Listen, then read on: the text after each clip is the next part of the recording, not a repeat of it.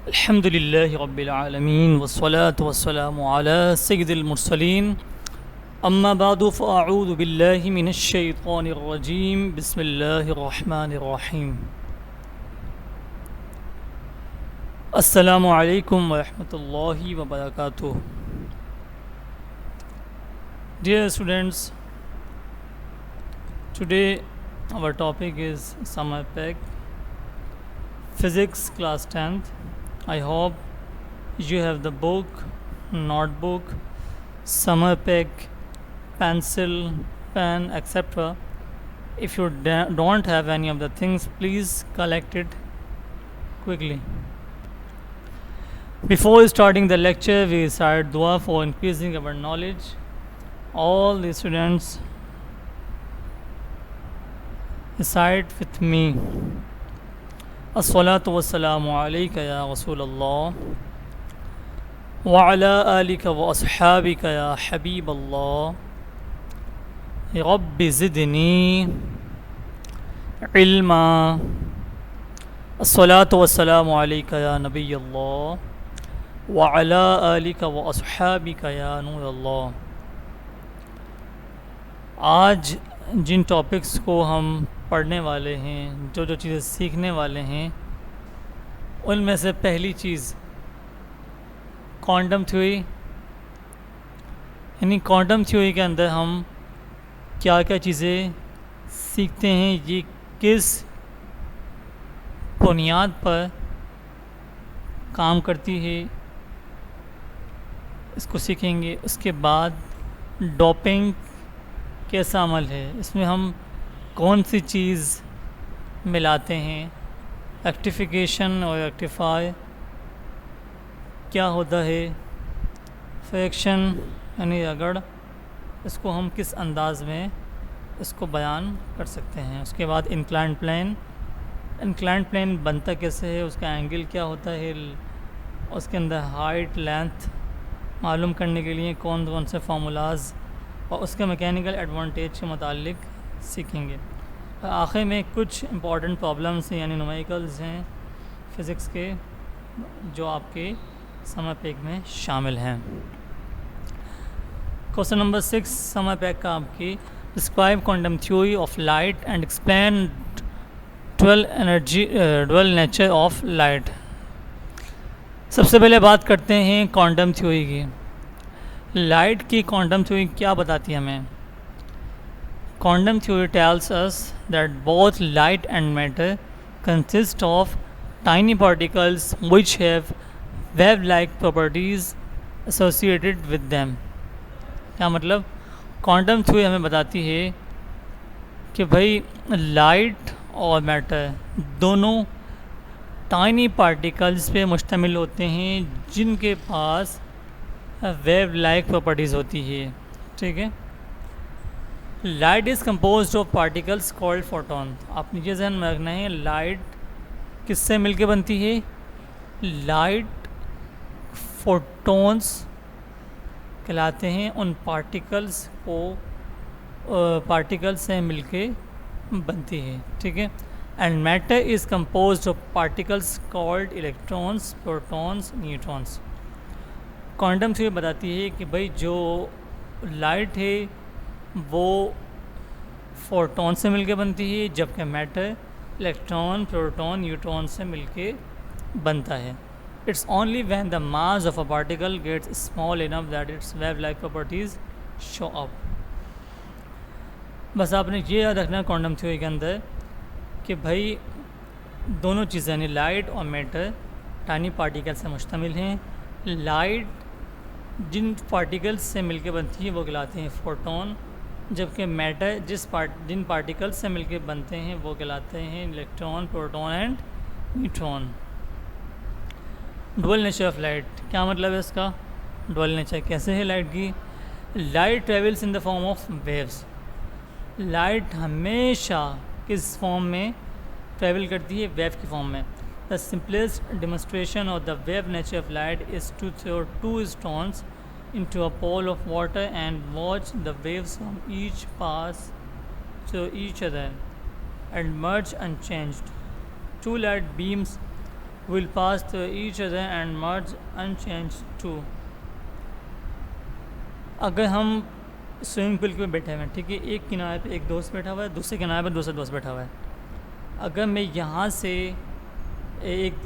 एक दोस्त हाथ मारता है या कोई चीज़ मारता है जिसकी वजह से पानी में वेव प्रोड्यूस होती है, जब ये दोनों जानिब से वेव्स जनरेट होंगी और आपस में मिलने के बाद मर्ज हो जाएंगी। लेकिन लाइट में ऐसा नहीं है। अगर लाइट को आपस में दोनों जानिब से एक दूसरे के सामने मारा जाए तो वो ईज़िली पास हो जाएंगी विदाउट चेंज, ठीक है, यानी वो आपस में मर्ज तो हो जाएंगी, इमर्ज हो जाएंगी, लेकिन उनके अंदर कोई तब्दीली नहीं आएगी। हाँ, हो सकता है कि उसकी इंटेंसिटी बढ़ जाए। Light travels in the form of bundles और packets of energy called photons. Light जब भी सफ़र करती है, जब भी ट्रैवल करती है, वो पार्टिकल पैकेट्स और बंडल्स की फॉर्म में होते हैं, ठीक है, और वो एनर्जी के जो पैकेट्स होते हैं वो कहलाते हैं फोटोन, जिसका हम पहले बात कर चुके हैं, ठीक है। अब आपको पता है भाई ये रिफ्लेक्ट भी करते हैं। अगर शीशे में लाइट मारी जाए तो रिफ्लेक्ट होकर वो सामने लाइट शो हो जाएगी, ठीक है। या किसी भी ऐसी सरफेस जो स्मूथ हो, शाइनी हो, उससे भी लाइट रिफ्लेक्ट करती है, बाउंस बैक होती है। अब बात करते हैं डॉपिंग। इसमें कुछ डेफिनेशन से इंपॉर्टेंट। डॉपिंग क्या होता है, फ्रैक्शन क्या होती है, या रेक्टिफिकेशन या रेक्टिफाई और बीट्स को हम किस अंदाज में डिफ़ाइन कर सकते हैं। पहले बात करते हैं डॉपिंग की। डॉपिंग में हम करते क्या हैं, डॉपिंग में हम सेमीकंडक्टर, जो हम चैप्टर नंबर 17 में पढ़ चुके हैं, सेमीकंडक्टर यानी सिलिकॉन ले लें आप, जिसके आउटर मोस्ट शेल में 4 इलेक्ट्रॉन्स मौजूद होते हैं, उसमें किसी भी इम्प्योरिटीज़ को मिलाना, ठीक है, वो क्या कहलाता है, डॉपिंग कहलाता है। इम्प्योरिटी मतलब जैसे हमने वहाँ पे एन टाइप बनाया था और पी टाइप बनाया था, और सेमीकंडक्टर में हमने थर्ड ग्रुप के जो एलिमेंट्स को और डॉप किया था, और पेंटावलेंट बनाने के लिए हम लोगों ने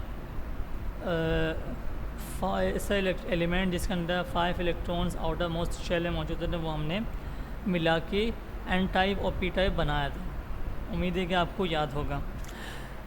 अब बात करते हैं पार्ट बी की, फ्रैक्शन। फ्रैक्शन क्या होता है। अगर आप बात करते हैं फ्रैक्शन की, इसे उर्दू में कहते हैं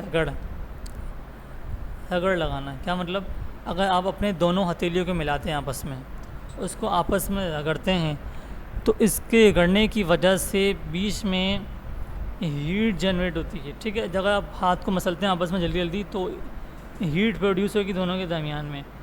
ये हीट किसकी वजह से होगी, ये होगी फ्रैक्शन की वजह से। क्यों, क्योंकि जब भी दो चीज़ों के दरमियान, दो ऑब्जेक्ट्स के दरमियान रगड़ प्रोड्यूस होगी, यानी फ्रैक्शन प्रोड्यूस होगी, तो ऑटोमेटिकली उसकी वजह से हीट जनरेट होगी, ठीक है। ये बहुत जगह काम आती है फ्रैक्शन। अगर फ्रैक्शन ना हो तो हम दुनिया की कोई भी चीज़ नहीं बना सकते। आप घर अपने जिस कमरे के अंदर मौजूद हैं, ठीक है, उसी की बात कर लें। अगर ब्लॉक्स के दरमियान में फ्रैक्शन ना हो तो तमाम ब्लॉक्स अलग अलग हो जाए, ठीक है, आपस में मिले नहीं। फ्रैक्शन के बगैर कोई भी चीज़ आपस में नहीं जुड़ सकती। जब चीज़ें नहीं जुड़ेंगी तो हम कोई भी चीज़ दुनिया की मैन्युफैक्चर या प्रोड्यूस नहीं कर सकते, ठीक है।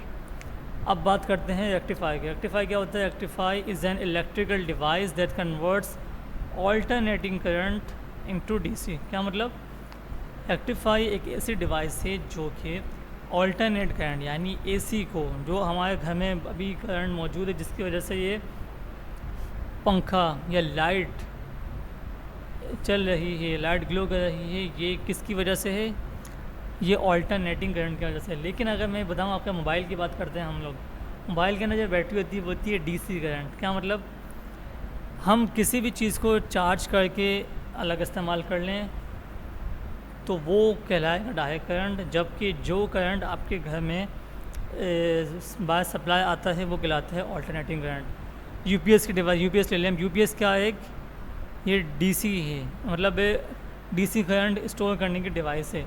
अगर हमने ऑल्टरनेट करंट लगा दिया, हमने यूपीएस को कनेक्ट कर दिया अपने स्विच के साथ, स्विच जाता है रेक्टिफायर के अंदर, रेक्टिफायर ऑल्टरनेट को कन्वर्ट करता है डायरेक्ट करंट के अंदर, और यूपीएस उसको स्टोर कर लेता है और जब लाइट जाती है तो ऑटोमेटिकली वो ऑन हो जाता है। ठीक है, आपने ये याद करना है कि भाई ये एक ऐसी डिवाइस है जो कि ऑल्टरनेट करंट को डायरेक्ट करंट में कन्वर्ट कर देती है। ठीक है,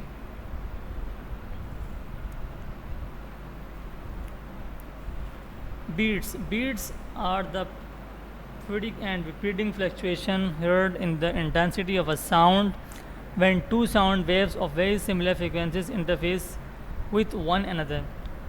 बीट्स क्या होती है? बीट्स जब हम आपस में दो साउंड को मिलाते हैं ना, जब दो वेव्स फॉर्म मिलती हैं साउंड की, तो उसके अंदर एक फ्लक्चुएशन प्रोड्यूस होती है जिसे हम सुन भी सकते हैं। उस फ्लक्चुएशन को हम बीट्स का नाम देते हैं। ठीक है, अब बात करते हैं question number 8, what is inclined plane. Inclined plane क्या होता है, इसका मैकेनिकल एडवांटेज हम किस तरह कैलकुलेट कर सकते हैं। ये आप देख सकते हैं कि इंक्लाइंड प्लेन आपने अपने घर के बाहर या किसी भी मोहल्ले में किसी के घर के बाद देखा होगा कि भाई गाड़ी, अगर आपने गाड़ी अंदर पार्क करने के लिए कोई चीज़ बनानी है तो अगर सीढ़ियाँ हैं तो सीढ़ियों पे गाड़ी ना जा नहीं सकते आसानी से, तो हम उसके लिए हम थल्ले बना लेते हैं, यानी ईज़िली जिसके ऊपर से गाड़ी ऊपर मूव कर जाए। जैसे डायग्राम देख सकते हैं कि अमूमन आपने ये इंक्लाइंड प्लेन पे बाज़ दफ़ा बचपन में खेला भी होगा, मैंने तो बहुत खेला है, उम्मीद है कि आपने भी खेला होगा कि हम सीढ़ी में चढ़ते थे और फिसली से नीचे फिसल के वापसी नीचे फिर दोबारा से चढ़ गए। फिर यही चीज़ जिसमें एक सरफेस बनी हो, सरफेस किसी एंगल पे मौजूद हो, किसी हाइट पे हो, एक कोना दूसरा सरफेस पे हो, तो ये चीज़ कहलाती है इंक्लाइंड प्लेन। ये बहुत जगह इस्तेमाल होती है किसी को अपलिफ्ट करने के लिए।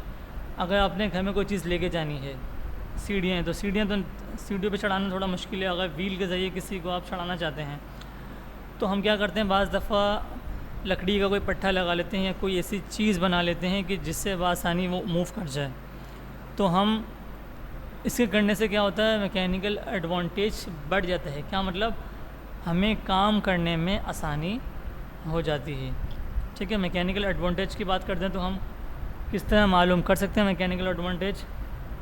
अगर हम इसी डायग्राम को देखें तो इसकी जो हाइट है यानी एच है वो कितना है, 1 मीटर, और जो इसकी लेंथ है वो है यानी डिस्टेंस लोड ट्रेवल जिसके ऊपर से एक चीज़ को जाना है वो कितना है, 3 मीटर। तो अगर मैं इसको फार्मूले के अंदर पुट करता हूँ मैकेनिकल एडवांटेज, तो इसका मैकेनिकल एडवांटेज का फार्मूला होता है डिस्टेंस लोड ट्रेवल जिसके ऊपर से लोड अपना फासला तय करता है upon height load is lifted, जिस हाइट पे हमें लोड को या किसी चीज़ को या किसी सामान को लेके जाना है। यहाँ पे हाइट जो है 1 मीटर है, लोड और जो डिस्टेंस लोड ट्रेवल से वो 3 मीटर से। तो अगर मैं 3 को 1 से डिवाइड करता हूँ तो आंसर आएगा 3। अगर एक चीज़ को मुझे फोर्स लगा के लेकिन अगर फोर्स चाहिए थी लगाने के लिए 10 न्यूटन, तो अगर मैं इसको 3 से डिवाइड कर दूँ तो अप्रॉक्सीमेटली 3 न्यूटन में वो काम हो जाएगा। यानी पहले मुझे फोर्स ज़्यादा चाहिए थी लेकिन इंक्लाइंड प्लेन लगाने के बाद मुझे फोर्स कम चाहिए, यानी 3 गुना वो फोर्स कम हो गई। ठीक है, अब बात करते हैं state law of conservation of energy. आपने पढ़ा होगा क्लास 8 में भी, क्लास 9 में भी, क्लास 10 में आप पढ़ रहे हैं कि भाई law of conservation of energy ने क्या कहा था। साइंटिस्ट कहते हैं energy can nether be created nor destroyed, यानी एनर्जी कभी भी ना पैदा होती है ना कभी ख़त्म होती है। क्या मतलब, यानी वो हमेशा से है, वो हमेशा रहेगी। अब एक बात जहन नशीन रख लें कि कदीम और अज़ली यानी हमेशा से और हमेशा रहने वाली ज़ात फ़कत अल्लाह की है। अल्लाह अज़्ज़ा व जल के अलावा कोई शे, कोई चीज़ ना कदीम है, ना अज़ली है, ना अब्दी है, यानी ना हमेशा से है ना हमेशा रहेगी। हर चीज़ पे फ़ना है, हर चीज़ फ़ानी होने वाली है। ठीक है, जैसे कि यहाँ में मैंने मेंशन किया कि साइंटिस्ट कहते हैं, क्या कहते हैं भाई, energy can nether be created nor destroyed. ये जो कहते हैं कि एनर्जी कभी पैदा नहीं होती, कभी फ़ना नहीं होती, तो ये जो है, ये जो बिलीफ है, जो यकीन है, ये है कुफ्र पे मबनी। क्या मतलब, ऐसा अक़ीदा रखने वाला बंदा ईमान से निकल जाता है। क्यों? क्योंकि किसी भी चीज़ का फ़ना ना होना और किसी भी चीज़ का हमेशा से होना, ये अल्लाह ताला की ज़ात के सिवा किसी पे भी आप किसी को भी ये सिफ़ात नहीं दे सकते, क्योंकि क़दीम असली अब्दी फ़कत अल्लाह है, अल्लाह के सिवा कोई चीज़ नहीं है, चाहे वो एनर्जी हो, चाहे वो कोई भी ज़ात हो, कोई भी मखलूक हो। ठीक है, फ़कत अल्लाह ही की ज़ात है जो हमेशा से है और हमेशा रहेगी। जैसे कि यहाँ पे मैंने मेंशन किया, आवर बिलीफ, हमारा यकीन क्या है, हमारा अकीदा क्या है, हमारा नज़रिया क्या है। Our belief is that Allah is one, अल्लाह एक है। ही हैज़ नो पार्टनर, उसका कोई शरीक नहीं है। He is always and will always B, वो हमेशा से है और हमेशा रहेगा। ठीक है, आपने भले ही अगर आपसे पूछा जाए law of conservation of energy क्या है, तो आपने ये मेंशन करना है, law of conservation of energy ये है, energy can nether be created not destroyed. लेकिन आपने यहाँ पे लिखना है ये फ़कत साइंटिस्ट का कहना है, जबकि इस्लाम का इससे कोई ताल्लुक़ नहीं है। अगर आपका ये अकीदा होता है तो आप इस्लाम से निकल जाएंगे। ठीक है, अगर आप अभी तक आपने यही पढ़ा है कि भाई एनर्जी कभी फ़ना नहीं होती, एनर्जी कभी पैदा नहीं होती, बल्कि ये कन्वर्ट होती एक फॉर्म से दूसरी फॉर्म में, तो ये अकीदा गलत है। अगर आपका अभी तक ये अकीदा था तो तौबा कर लें। आज के बाद आपका अकीदा ये होना चाहिए कि अल्लाह ताला की ज़ात के सिवा हर चीज़ पे फ़ना है, हर चीज़ ख़त्म होने वाली है। ठीक है, अब आते हैं हम सेक्शन बी के पार्ट बी में। ठीक है, इसके अंदर कुछ न्यूमेरिकल्स है वो सॉल्व कर लेते हैं। यहाँ पे एक भाई कॉन्वेक्स लेंस है, इसके अंदर हमें दो चीज़ें गिवन है। ठीक है, फोकल लेंथ और ऑब्जेक्ट डिस्टेंस। अब हमें मालूम करना है इमेज डिस्टेंस। सवाल पहले पढ़ लेते हैं, समझना सवाल में पूछा गया है। An object displace 10 centimetre from a convex lens और फोकल लेंथ 15 सेंटीमीटर। भाई मैंने डेटा मेंशन कर दिया, फोकल लेंथ कितनी है, 15 centimetre. Find the position and magnification of the image. भाई आपने इमेज की जो पोजीशन है यानी क्यू की वैल्यू और जो मैग्निफिकेशन है यानी कितना पहला ऑब्जेक्ट है, अब मैग्निफिकेशन के बाद यानी बड़ा होने के बाद कितना बड़ा, कितने टाइम्स बढ़ गया है। यहाँ पे मैंने सॉल्व किया हुआ है कि भाई ये आपने फार्मूला पढ़ा होगा कॉन्वेक्स लेंस का, 1/f = 1/b + 1/q। मैंने फोकल लेंथ की जगह f की वैल्यू पुट कर दी 15, ऑब्जेक्ट डिस्टेंस यानी p की जगह वैल्यू पुट कर दी 10 सेंटीमीटर। और तो मैंने यहाँ पे सिंप्लीफिकेशन करने के बाद जो q की वैल्यू निकाली है वो है आ गई है -30 सेंटीमीटर। ठीक है, ये है यहाँ पे हमारे पास इमेज डिस्टेंस। अगर मैकेनिकल एडवांटेज निकालें तो q को डिवाइड कर देंगे हम p से, यानी इमेज डिस्टेंस को डिवाइड कर देंगे ऑब्जेक्ट डिस्टेंस से, तो हम बासानी इसकी मैग्निफिकेशन मालूम कर सकते हैं। यहाँ पर जो मैग्निफिकेशन आई है वो आई है 3 टाइम्स, यानी अगर एक चीज़ की हाइट थी 2 सेंटीमीटर तो 3 टाइम्स अगर बढ़ा दें तो हो जाएगी 6 सेंटीमीटर। यानी पहले लेंस के बगैर देखा तो 2 सेंटीमीटर था, जब लेंस लगा के देखा तो कितना हो गया वो 6 सेंटीमीटर। ठीक, question number 11, calculate the amount of work done स्कैविंग a charge of +25 micro coulomb from A to B if A is at a potential of -60 volt and B is at 10 volt। ठीक है, यहाँ पे जो voltage का difference है वो आएगा यहाँ पे 70 वोल्ट, जहाँ के मैंने मेंशन किया हुआ है और सॉल्यूशन के अंदर। तो यहाँ पे अभी एक जो गलती हो गई है, कि जो आप देखें वोल्टेज 10 माइनस ब्रैकेट -60। अब बात करते हैं क्वेश्चन नंबर 11 की। Calculate the amount of work done in carrying a charge of +25 microcoulomb from A to B if A is at a potential of -60 volt and B is at 10 volt। यहाँ पे जो हमारे पास data मौजूद है वो है, पहले तो एक पॉइंट है इसमें वोल्टेज -60 है, इसको नाम दिया पॉइंट A का। दूसरे पॉइंट पे जो वोल्टेज है वो 10 वोल्ट, और हमारे पास चार्ज है 25 माइक्रो कूलम यानी 10 की पावर 6 कूलम की। यहाँ पे हमें जो फाइंड करना है वो अमाउंट ऑफ वर्क डन यानी W, और हम इसके अलावा डिफरेंस ऑफ वोल्टेज भी मालूम कर लेंगे ताकि W बआसानी मालूम कर सकें। ठीक, पहले मालूम कर लेते हैं वोल्टेज। वोल्टेज का डिफरेंस है वो आया है 10 माइनस 60। तो after calculation we got 70 volt, यानी वोल्टेज का डिफरेंस है वो 70 वोल्ट है। अगर हम वर्क डन मालूम करना चाहें तो उसका फार्मूला है difference in voltage is equal to work done upon charge. अगर मुझे W की वैल्यू मालूम करनी है तो मैंने W को अलग कर दिया और Q को मल्टीप्लाई कर दिया डेल्टा V से। जो Q की वैल्यू मैंने पुट की 25 10 to the power -6 multiply by voltage की जो वैल्यू है वो है 70। तो after multiplication of both values we got the value of work done 1.75 10 to the power -3 joule. अब बात करते हैं क्वेश्चन नंबर 12 की। A block of mass 0.1 kg is attached to a spring and placed on horizontal frictionless table. The spring is stretched 20 centimetre when a force of 5 Newton is applied. Calculate the spring constant. तो यहाँ पे हमें तीन चीज़ें given है। पहली चीज़ मास, जो block है उसका मास है 0.1 kg,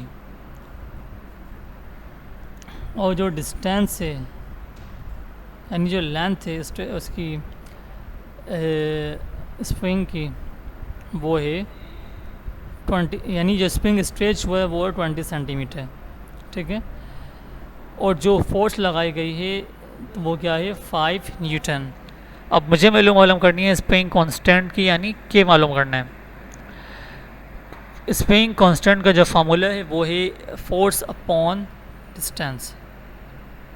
ठीक है, फोर्स की वैल्यू गिवन है 5 न्यूटन और डिस्टेंस की वैल्यू जो गिवन थी वो थी 20 सेंटीमीटर। तो मैंने इसे कन्वर्ट कर दिया मीटर में।